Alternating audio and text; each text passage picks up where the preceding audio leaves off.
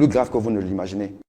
C'est un crime contre l'humanité, ce qui se passe à la faculté de médecine de Douala. Et je parie que ce n'est peut-être qu'à la faculté de médecine de Douala. Vous avez beaucoup de médecins là qui sont dehors aujourd'hui, qui sont sortis, qui ne sont pas des médecins.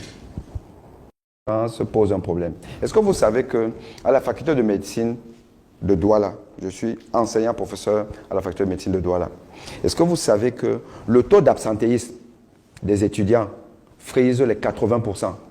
C'est-à-dire que dans une promotion de 100 étudiants, quand vous avez 20 qui viennent à votre cours, vous êtes content. Et ça, c'est pour tous les cours, tous les enseignements, tous les enseignants. C'est comme ça là que ça se passe. Et à la fin de cette année d'études, l'étudiant reçoit quand même son diplôme. Vous vous demandez comment est-ce qu'il a fait. Oui, mais c'est vous qui les évaluez, professeur. Alors, c'est nous qui les évaluons, mais le problème c'est que ce n'est pas forcément l'enseignant qui décide. Et vous connaissez que moi, je n'ai pas ma langue dans la poche.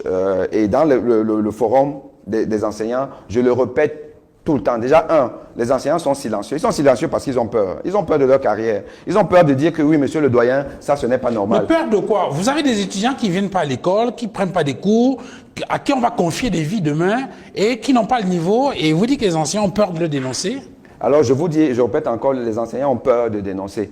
Ils ont peur de dénoncer. Pas plus tard que hier, j'ai encore relancé ce débat dans le forum. Il n'y a qu'une seule personne qui a réagi. Tous les autres, c'est silence radieux. On est dans un pays qui va très mal. Hein? Vous ne savez pas à quel point on va très mal. Quand l'élite se planque, vous pouvez comprendre que le peuple est abandonné. Quand l'élite se planque, le peuple est abandonné. Et donc, et ce n'est pas tout. Maintenant, l'étudiant va sortir. Après cette année, on appelait ça à l'époque l'école buissonnière. Donc les étudiants de la faculté de médecine de Douala font l'école buissonnière. Il faut que vous le sachiez. Les gens qui vous soignent là, beaucoup font l'école buissonnière. Et après, ils font leur thèse. Comment ça se passe dans la thèse? Il y a une circulaire du ministre de la Santé, de l'enseignement supérieur qui réglemente le nombre de thèses par directeur de thèse, donc l'encadrement d'un étudiant. Parce que la thèse, c'est ça qui sanctionne le parcours d'un étudiant et qui l'initie un peu à la recherche. Parce qu'on ne peut pas faire la médecine sans la recherche. Est-ce que vous savez que d'après ces statuts, aucun encadreur ne peut avoir plus de 8, allez maximum 10 thèses par an. Parce que vous devez, l'étudiant ne sait rien, vous devez le manager, le coacher. Et vous ne pouvez pas, avec toutes les autres charges, encadrer plus de 10 thèses. Et encore que souvent, beaucoup ont aussi des thèses qui à Bafoussam, qui à Yaoundé, qui à Banganté et autres. Les gens donc se retrouvent avec 10 thèses. Donc déjà dans une même faculté, avoir plus de 10 thèses, ce n'est pas normal. Est-ce que vous savez qu'à la faculté de médecine de Douala, depuis des années, il y a une mafia de thèses qui fait que vous avez des enseignants qui ont 15, 20 thèses, pendant que d'autres ont peut-être 2 ou même pas de thèse. Et ça doit être régulé par le doyen de la faculté, qui refuse de le faire depuis. Résultat des courses, quand vous êtes membre d'un jury de thèse, vous voyez un étudiant vous présenter son travail, vous demandez s'il a eu un encadreur.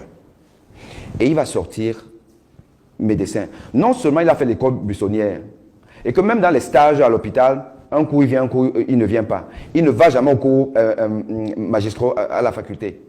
Donc il ne connaît pas grand-chose, mais il va sortir diplômé. Et c'est lui qui va vous soigner, qui va me soigner. Mais professeur Boni, ce que vous décrivez est extrêmement grave. Vous savez pas dans le dos. Alors, je vais vous dire, je vous fais maintenant un scoop. Ma deuxième lettre, j'accuse au président de la République, c'est sur ce sujet-là. Parce que c'est plus grave que vous ne l'imaginez.